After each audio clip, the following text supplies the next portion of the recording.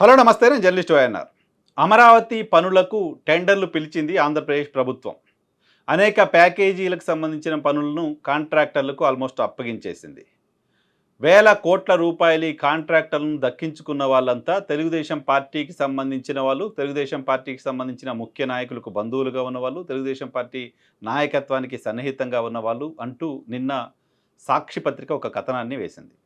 సాక్షి పత్రిక వైఎస్ఆర్ కాంగ్రెస్ పార్టీకి సంబంధించిన పత్రిక. వైఎస్ఆర్ కాంగ్రెస్ పార్టీ అధ్యక్షుడు జగన్మోహన్ రెడ్డికి సంబంధించిన పత్రిక. వైఎస్ఆర్ కాంగ్రెస్ పార్టీ ఐడియాలజీనే ప్రజల ముందుకు తీసుకొస్తున్న పత్రిక. అటువంటి పత్రికలో ఓ కథనం వచ్చింది డీటెయిల్డ్గా. ఏ టెండరు ఎవరికి ఇచ్చారు, ఎంత కోట్ చేశారు, ఏంటి అనే దానికి సంబంధించి. పైగా ఈ టెండర్లన్నీ కూడా మామూలుగా టెండర్లు పిలిచిన సందర్భంగా గ్లోబల్ టెండర్లు పిలిచినప్పుడు టెండర్లు లెస్కి కోట్ చేయడం చాలా సందర్భాల్లో చూస్తూ ఉంటాం. లెస్కి టెండర్లు కోట్ చేయడం చాలా సందర్భాల్లో చూస్తూ ఉంటాం. కానీ ఈ టెండర్లలో మెజారిటీ ఆల్మోస్ట్ అన్ని టెండర్లు ఎక్సెస్కి కోట్ చేశారు. సో ఎంత మేరకైతే, ఎంత డబ్బుల కోసమైతే ఒక టెండర్ని పిలిచారో, ఎంత డబ్బులతో ఈ పని చేయొచ్చు అని ఒక టెండర్ని పిలిచారో దానికంటే అడిషనల్గా ఖర్చు అవుతుంది దీనికి అంటూ టెండర్లలో పార్టిసిపేట్ చేసిన సంస్థలు చెప్పడంతో అవే సంస్థలకు ప్రభుత్వం టెండర్లని కట్టబెట్టింది. గత ప్రభుత్వంలో రివర్స్ టెండరింగ్ అంటూ ఒక విధానాన్ని తీసుకొచ్చారు. ఒకసారి గ్లోబల్ టెండర్ పూర్తయిన తర్వాత, so tender final L1 L2 ఎవరు వచ్చారో చూసిన తర్వాత మళ్ళీ రివర్స్ టెండరింగ్కి వెళ్ళేవాళ్ళు. రివర్స్ టెండరింగ్ అంటే ఆల్రెడీ వచ్చిన రేటు కంటే ఇంకా తక్కువకి ఎవరైనా చేయగలరా అంటూ మళ్ళీ టెండర్ పిలిస్తే దాంట్లో వచ్చిన వాళ్ళకు టెండర్స్ ఇచ్చేవాళ్ళు. దాని ద్వారా ప్రభుత్వానికి భారీగా ఆదాయాన్ని మేము సమకూర్చాము, నిధుల దుర్వినియోగాన్ని అరికట్టాము అంటూ గత ప్రభుత్వం చెప్తూ వచ్చింది. ఈవెన్ తిరుపతి లడ్డూల దగ్గర నుంచి మొదలు పెడితే పోలవరం కాంట్రాక్ట్ వరకు కూడా ఈ రివర్స్ టెండరింగ్ ప్రక్రియ నడిచింది, చూసాం. సో ఇప్పుడు అమరావతికి రివర్స్ టెండరింగ్ ప్రక్రియని ప్రభుత్వం వచ్చిన తర్వాత రద్దు చేసింది కాబట్టి అమరావతికి సంబంధించిన కాంట్రాక్టులు ప్రభుత్వం పిలిచిన ధర కంటే ఎక్సెస్కి కౌంట్ అవ్వటం అనేది ప్రభుత్వం పైన భారం కదా అనే చర్చ చాలా న్యాచురల్గా జరుగుతుంది. దీనికి ప్రభుత్వం సమాధానం చెప్పాలి.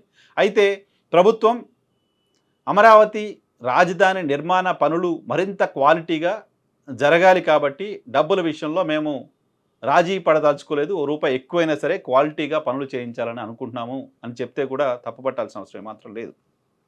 అయితే ఇక్కడ ఒక కన్సర్న్ ఉంది ఖచ్చితంగా ప్రభుత్వం పైన. ఇది కేవలం తెలుగుదేశం పార్టీకో, భారతీయ జనతా పార్టీకో, జనసేన పార్టీకో, ఇంకెవరికో పార్టీకో సంబంధించిన వ్యవహారం కాదు ఆంధ్రప్రదేశ్ రాజధాని వ్యవహారం. నాలాంటి వాళ్ళంతా ఆంధ్రప్రదేశ్కి రాజధాని ఒకటే ఉండాలి, అమరావతి గారే ఉండాలి, రాజధాని మార్పు సరైంది కాదు అంటూ మాట్లాడుతూ వచ్చాం. రాజధాని మార్పుని గత ప్రభుత్వం చేసిన సందర్భంగా దానిపైన విమర్శలు చేస్తూ వచ్చాం, దాన్ని తప్పుపడుతూ వచ్చాం. అయితే ఆ మార్పుకు సంబంధించిన ప్రయత్నం గత ప్రభుత్వం చేయడానికి అక్కడేదో జరిగింది, ఎవరో ఒకరికే దోచిపెట్టారు లాంటి ఒక ఇంప్రెషన్ కలగడం, ఆ ఇంప్రెషన్ కలిగేలా గత ప్రభుత్వం 2014 నుంచి 19 వరకు బిహేవ్ చేయడం.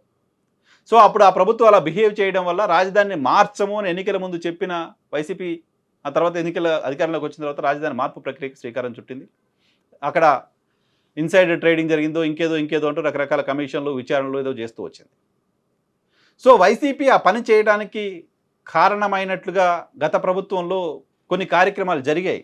కేవలం వైసీపీ మాత్రమే కాదు, ఈవెన్ పవన్ కళ్యాణ్ కూడా 2014 నుంచి 19 మధ్యలో రాజధానిలో భూసేకరణకు వ్యతిరేకంగా అక్కడ రైతులతో మీటింగ్లు పెట్టారు. దళిత జేఏసీలో అక్కడ భూసేకరణ సరిగ్గా జరగలేదు అని చెప్పి మాట్లాడారు. అసైన్డ్ భూముల్ని గుంజుకున్నారు అంటూ మాట్లాడారు. పవన్ కళ్యాణ్ కూడా అనేక మంది రైతులు అక్కడికి వెళ్ళి అసైన్డ్ భూములను ఎలా గుంజుకుంటారు, 14,000-15,000 ఎకరాలు సరిపోద్ది, 1000 ఎకరాలు ఎందుకు సేకరించారంటూ అక్కడ మీటింగ్లో ఓపెన్గా డయాస్లో మాట్లాడి వచ్చారు. ఈవెన్ భారతీయ జనతా పార్టీకి సంబంధించిన నాయకత్వం కూడా మాట్లాడింది. అనేక మంది ప్రజా సంఘాలకు సంబంధించిన వాళ్ళు కూడా మాట్లాడారు. ఇంతమంది మాట్లాడుతున్న సందర్భంలో కూడా హైదరాబాద్ నుంచి, బెంగళూరు నుంచి, చెన్నై నుంచి, ఎక్కడెక్కడి నుంచో రియల్ ఎస్టేట్ వ్యాపారులంతా వచ్చి అమరావతి కేంద్రంగా పెట్టుబడులు పెట్టే ప్రయత్నం చేశారు. అక్కడ 100 కిలోమీటర్ల దూరం వరకు కూడా భూములు కొనుగోలు చేశారు. అక్కడ రాజధాని వస్తుందని బలంగా నమ్మారు. ఇన్ని విమర్శలు, ఇంతమంది అక్కడ ఏదో జరుగుతుందని చెప్పినప్పటికీ రాజధాని అదే ఉంటుందని నమ్మారు. సో ఇప్పుడు ప్రభుత్వం మారిన తర్వాత, రాజధాని మార్చే ప్రయత్నం చేసిన తర్వాత, దానికి వ్యతిరేకిస్తూ ప్రజలు తీర్పిచ్చిన తర్వాత మళ్ళీ తెలుగుదేశం పార్టీ కూటమి అధికారంలోకి వచ్చింది. సో ఇప్పుడు కూటమి ఏం చేయాలి? గతంలో వచ్చిన అపోహలు మళ్ళీ రాకుండా చూడాల్సిన అవసరం కూటమి పైన ఉంది. సేమ్ టైం ఇక్కడ మళ్ళీ మార్చేస్తారేమోనే భయం, మార్చేస్తారేమోనే ఆందోళన రాష్ట్ర ప్రజల్లో కూడా లేకుండా చూడాల్సిన అవసరం ఖచ్చితంగా కూటమి సర్కారు పైన ఉంది. అలా ఉండాలంటే ఏం చేయాలి కూటమి సర్కారు? ఈ టెండర్లు మా వర్గాలకో, మా బంధువులకో, మా స్నేహితులకో ఇచ్చారు అని సాక్షి పత్రిక రాసిన కథనం నిజమా కాదా? అది నిజమే అయితే అది ఎందుకు ఇవ్వాల్సి వచ్చింది, ఎలా ఇవ్వాల్సి వచ్చింది, దానికి కారణం ఏంటి? బయట ప్రాంతాలకు సంబంధించిన వాళ్ళు ఎవరైనా ఇన్వెస్ట్ చేయాలనుకున్న వాళ్ళు వీళ్ళు మళ్ళీ వాళ్ళకి సంబంధించిన వాళ్ళకి ఇచ్చుకుంటున్నారని, రేపొద్దున ఇంకేదో సర్కారు వస్తే మళ్ళీ దీని అన్నింటిపైన విచారణలు చేసి ఏదో గొడవ చేస్తుంది, మనం ఎందుకు ఇక్కడ పెట్టుబడులు పెట్టడం అని అనుకునే ప్రమాదం ఉంటుంది. కాబట్టి యాక్సెప్టెన్సీ అందరిది ఉందా లేదా చూడాల్సిన బాధ్యత ఖచ్చితంగా ప్రభుత్వం పైన ఉంటుంది. ప్రభుత్వం కేవలం అధికారులు, పార్టీలకు సంబంధించిన వ్యవహారం కాదు, అన్ని ప్రాంతాలకు సంబంధించిన వాళ్ళు ఇది మా రాజధాని అని ఫీల్ అయ్యే తరహాలో యాక్టివిటీ ఇప్పుడు జరగాల్సిన అవసరం ఉంది. దానికోసం ఇంకెవరూ అవసరం లేదు. అమరావతి ప్రాంతానికి సంబంధించిన రైతులు సుదీర్ఘ పోరాటం చేశారు. మహిళలు, దళితులు, అనేక మంది రైతులు సంవత్సరాల తరబడి అక్కడ ఆందోళన చేశారు. వాళ్ళందరినీ కూడా ఇక్కడ జరుగుతున్న పనులు మానిటర్ చేసే బాధ్యత వాళ్ళకి ఇవ్వండి. వాళ్ళకేం ఎగ్జిక్యూటివ్ పవర్స్ అవసరంలా, కనీసం ఏం జరుగుతుందో చూసే అధికారం వాళ్ళకి ఇవ్వండి. ఎలా ఖర్చు పెడుతున్నారో, ఎంత ఖర్చు పెడుతున్నారో చూసే అధికారం వాళ్ళకి ఇవ్వండి. నాణ్యతను చెక్ చేసే అధికారం వాళ్ళకి ఇవ్వండి. ఆంధ్రప్రదేశ్ మేధావుల ఫోరం, అనేక మంది ఆంధ్రప్రదేశ్కి సంబంధించిన బుద్ధిజీవులు ఉన్నారు, చాలామంది మేధావులు ఉన్నారు. వాళ్ళందరినీ కూడా అక్కడ జరుగుతున్న పనుల్లో ఇన్వాల్వ్ చేయండి. ఇక్కడేం అవినీతి జరగట్లేదు, ఓ వర్గానికి మాత్రమే ఇవ్వట్లేదు.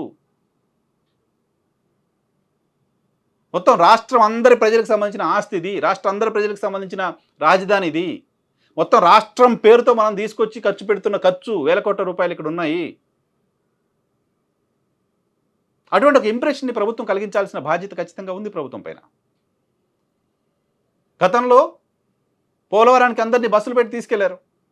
సో ఇప్పుడు అమరావతి రాజధాని మనది అని అందరూ అనుకునే తరహాలో బిహేవ్ చేయాల్సిన అవసరం ప్రభుత్వం పైన ఉంది. ఇది వైఎస్ఆర్ కాంగ్రెస్ పార్టీ ఆరోపణ చేస్తుంది, సాక్షి పత్రిక ఇంకెవరో రాస్తున్నారు, వాళ్ళకి సమాధానం చెప్పాల్సిన అవసరం లేదు అనుకుంటే కాదు. ప్రజలకు సమాధానం చెప్పాలి, ప్రజలకు బాధ్యత ఉంటుందిగా, ప్రజలకు చెప్పాల్సిన బాధ్యత ఉంటుందిగా. అక్కడేం జరుగుతుందో తెలుసుకునే అధికారం ప్రజలకు ఉంటుందిగా, తెలుసుకునే హక్కు ప్రజలకు ఉంటుంది కదా. అమరావతినే రాజధానిగా ఉంచండి అంటూ తిరుపతిలో మీటింగ్ పెడితే కూడా రాయలసీమ ప్రాంతానికి సంబంధించిన ప్రజలు అక్కడికి వచ్చారు, ఆ మీటింగ్ని అటెండ్ చేశారు. అమరావతిని రాజధానిగా ఉంచండి అంటూ ఇక్కడ నుంచి మొదలుపెట్టి గోదావరి జిల్లాలు దాటి మీరు పాదయాత్ర చేసిన సందర్భంగా అమరావతి చేసి వాళ్ళు ప్రజలు అక్కడ ఆదరించారు, వాళ్ళంతా కూడా యాక్సెప్ట్ చేశారు.